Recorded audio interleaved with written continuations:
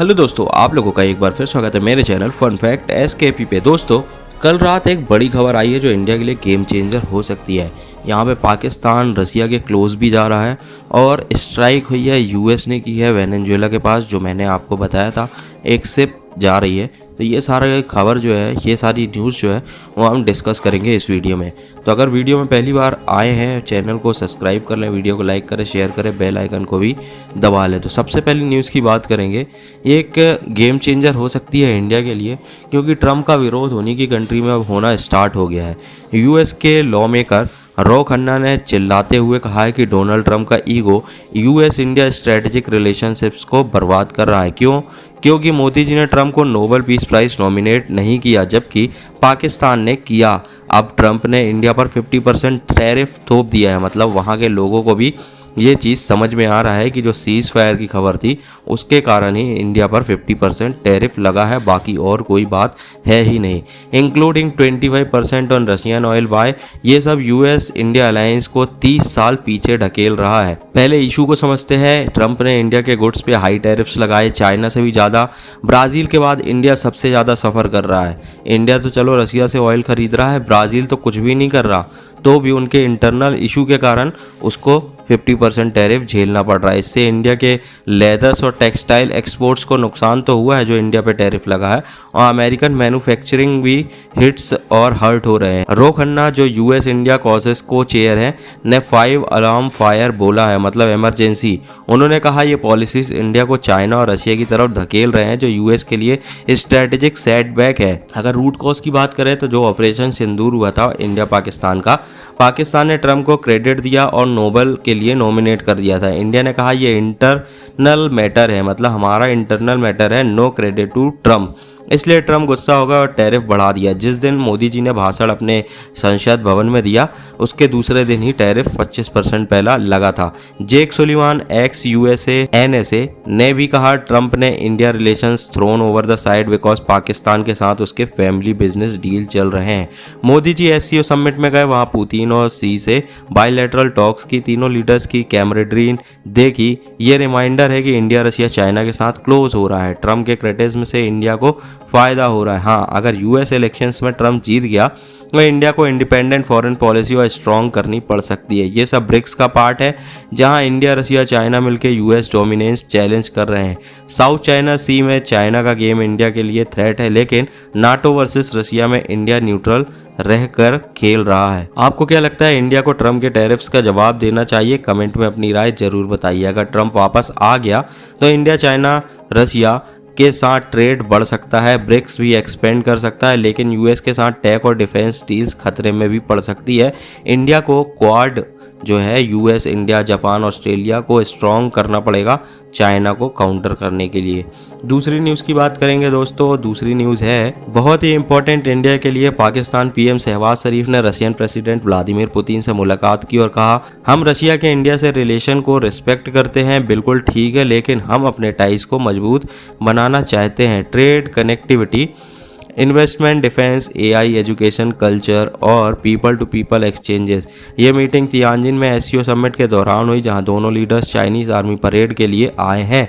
शरीफ ने पुतिन को very dynamic leader कहा और रशिया का शुक्रिया अदा भी किया पाकिस्तान को सपोर्ट करने के लिए, जो रीजन में बैलेंसिंग एक्ट है। पुतिन ने भी कहा कि दोनों कंट्रीज के रिलेशन ऊपर जा रहे हैं। एससीओ जैसे ऑर्गेनाइजेशन सिक्योरिटी और स्टेबिलिटी के लिए बहुत ही इंपॉर्टेंट है। उन्होंने south Asia, Afghanistan, middle east, Ukraine conflicts बात की, साथ ही फलस्तीन और कश्मीर जैसे ग्लोबल इशू पे व्यूज एक्सचेंज किए। शरीफ ने पुतिन का इनविटेशन एक्सेप्ट किया नवंबर में रशिया विजिट करने का SCO heads of government events के लिए। अब एवरग्रीन एंगल की बात करें तो ये Russia Pakistan relations cold war के दुश्मनी से कोऑपरेशन तक पहुंच गए हैं। रशिया ट्रेडिशनली इंडिया का एलाई रहा, लेकिन अभी पाकिस्तान के साथ टाइज बढ़ा रहा है। Energy deals, military exercises, BRICS और एससीओ में रशिया का रोल क्या है? ये प्लेटफॉर्म्स मल्टीपोलर वर्ल्ड बना रहे हैं, जहां नाटो वर्सेस रशिया की लड़ाई में एशिया का बैलेंस शिफ्ट हो रहा है। इंडिया के लिए इंपॉर्टेंट पॉइंट्स है कि ये मीटिंग इंडिया के लिए अलर्ट है, क्योंकि रशिया पाकिस्तान को सपोर्ट दे रहा है किसी भी तरीके से, जो कश्मीर जैसे इशूज़ पे भी असर डाल सकता है। आगे क्या, रशिया अगर पाकिस्तान को वेपन्स दे रहा है, टैग दे रहा है, तो इंडिया, यूएस या यूरोप को अलायंस और मजबूत करना पड़ सकता है, या फिर एससीओ में इंडिया रशिया के साथ बेटर कोऑर्डिनेशन कर सकता है। आपको क्या लगता है दोस्तों, इंडिया इसको दोस्ताना चैलेंज माने या फिर इसको इग्नोर करे? कमेंट में अपनी राय जरूर बताइए। थर्ड न्यूज़ की बात करूँ तो नॉर्थ कोरिया के supreme leader Kim Jong Un अपनी टीनेज बेटी जो ए के पहली बार ओवरसीज ले गए। बीजिंग में चाइना के मैसिव मिलिट्री परेड में जापान सरेंडर को सेलिब्रेट कर रहे थे। ये परेड 3 सितंबर 2025 को थी और किम आर्मर ट्रेन से आए थे। पहले 10 सेकंड में बता दूं, जो ई जिसकी उम्र लगभग 13 साल ही है, मात्र 13 साल, अब फ्रंट रनर है एनके के नेक्स्ट लीडर्स के लिए, मतलब नॉर्थ कोरिया के नेक्स्ट लीडर बनने के लिए तैयार हो रही है। साउथ कोरिया इंटेलिजेंस कहते हैं कि यह डेनेंस रोडमेंस वाली बेबी है जो 2013 में किम के घर गया था। स्टेट मीडिया ने 2022 में ICBM लॉन्च पे पहली बार दिखाई थी। अब ये उसका इंटरनेशनल डेब्यू। पहले रशिया एम्बेसी इवेंट्स, अब चाइना परेड्स। एक्सपर्ट जैसे स्टिम्सन सेंटर्स के माइकल मैडन कहते हैं ये प्रैक्टिकल एक्सपीरियंस है जो उसको फ्यूचर लीडर्स बनाएगी। किम जोंग उन या उसकी आंट को ऐसा मौका नहीं मिला था बचपन में। अब सोचो नॉर्थ कोरिया की डायनेस्टी क्या है। किम सेकेंड सोंग से शुरू, जोंग सेकेंड, अब उन मेल डोमिनेटेड। लेकिन अब बेटी, no evidence. Kim Jong Un ने अपनी डैड के साथ फॉरेन ट्रिप्स के लिए ये सक्सेशन कैंपेन लगाता है। पॉलिटिकल से इकोनॉमिक्स इवेंट तक जो ई शो हो रही है। इंडिया के लिए क्यों इंपॉर्टेंट है? चाइना नॉर्थ कोरिया का ये अलायंस इंडो पैसिफिक में टेंशन बढ़ा सकता है। चाइना बॉर्डर्स पे हमारे इशूज हैं and north Korea nuclear threats देता रहता है। अगर जो ई लीडर बनी तो क्या नॉर्थ कोरिया और एग्रेसिव होगा फ्यूचर में? ये ब्रिक्स मीटिंग्स में इम्पैक्ट करेगा। रसिया, चाइना, नॉर्थ कोरिया क्लोज है, इंडिया को केयरफुल रहना पड़ेगा। आपको क्या लगता है दोस्तों, जो ई सच में सक्सेसर बनेगी या कोई ट्विस्ट आएगा? कमेंट में अपनी राय जरूर बताइए। फोर्थ न्यूज़ की बात करूंगा दोस्तों, प्रेसिडेंट ट्रंप ने यूएस मिलिट्री से वेनेजुएला के ड्रग्स बोट पे स्ट्राइक करवाया है। 11 नार्को टेररिस्ट मारे गए हैं। ये ट्रेन डी एरुगा गैंगो बोट था। ये इंटरनेशनल वाटर्स में ड्रग्स यूएस ला रहा था, ट्रंप ने खुद बोला है। A lots of drugs in that boat, और वीडियो भी शेयर किया जिसमें बोट जल रही है। क्या ये ड्रग्स वॉर्स का नया चैप्टर है? चलो थोड़ा डिटेल्स में देखते हैं। तो दोस्तों ये ऑपरेशन साउदर्न कैरिबियन में हुआ, यूएस साउथ कॉम एरिया में। ट्रंप ने ओवल ऑफिस में रिपोर्ट्स में बताया कि joint chief chairman general Dan can ने ब्रीफिंग्स दी। फिर ट्रस्ट सोशल पे भी पोस्ट किया, यूएस फोर्सेस ने काइनेटिक स्ट्राइक किया, 11 टेररिस्ट किल्ड हुए हैं, नो यूएस हार्म हुआ है। वीडियो ग्रेनरी है, बोट स्पीड कर रहा था और फिर ब्लास्ट कर गया। वेनेजुएला की साइड से कम्युनिकेशंस मिनिस्टर फ्रेडी नानेज ने बोला ये वीडियो एआई से बना हुआ है without proof. Secretary of state Marco Rubio ने एक्स पे कंफर्म किया lethal strike on drug vessels from Venezuela operated by narco terrorist organisation. Trump admin ने ट्रेन दी आरुगुआ और कार्टेल्स ऑफ सन्स को टेररिस्ट डेजिग्नेट किया है।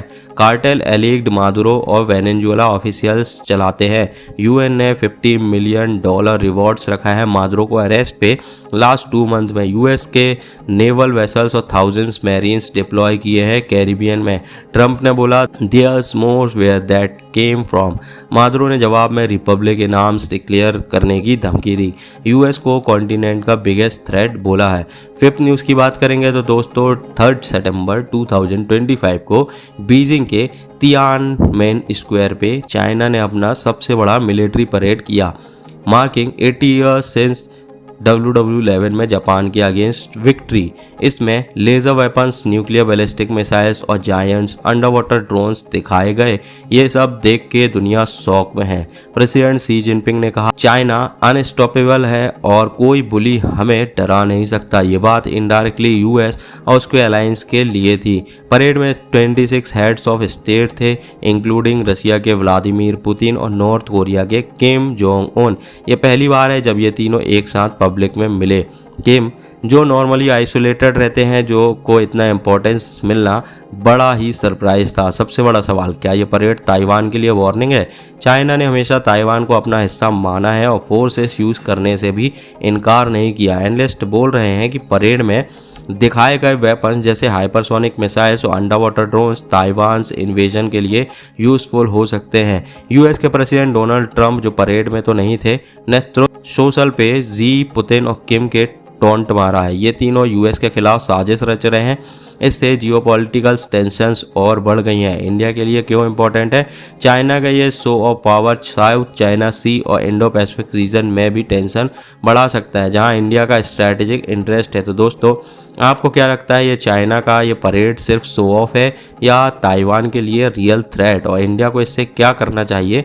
Comment में ज़रूर बताइए। अब थोड़ी एवरग्रीन बात करें, चाइना को साउथ चाइना सी में गेम क्या है? ये एक ग्लोबल ट्रेड का हॉट स्पॉट है और चाइना इस पर कंट्रोल करना चाहता है। इंडिया के लिए क्यों ये मैटर करता है? क्योंकि हमारे ट्रेड्स और एनर्जी सिक्योरिटीज़ इस पे डिपेंड करता है। अगर चाइना यहाँ डोमिनेट करता है तो इंडो पैसिफिक में इंडिया का इन्फ्लुएंस कम हो सकता है। इसलिए इंडिया अपनी नेवी और क्वाड के साथ कैसे प्लान कर रहा है, ये हम अगले वीडियो में डिस्कस करेंगे अगर ऐसी कोई न्यूज़ आई तो। दोस्तों, ये थी आज की टॉप 5 जियोपॉलिटिकल न्यूज़। अगर वीडियो पसंद आया तो प्लीज़ वीडियो को लाइक करें, चैनल को सब्सक्राइब करें, बेल आइकन को दबाएं और लोगों को शेयर करें। आप मुझे फेसबुक और इंस्टा में भी फॉलो कर सकते हैं। मिलते हैं एक नए वीडियो में। आज के लिए इतना ही। धन्यवाद। जय हिंद।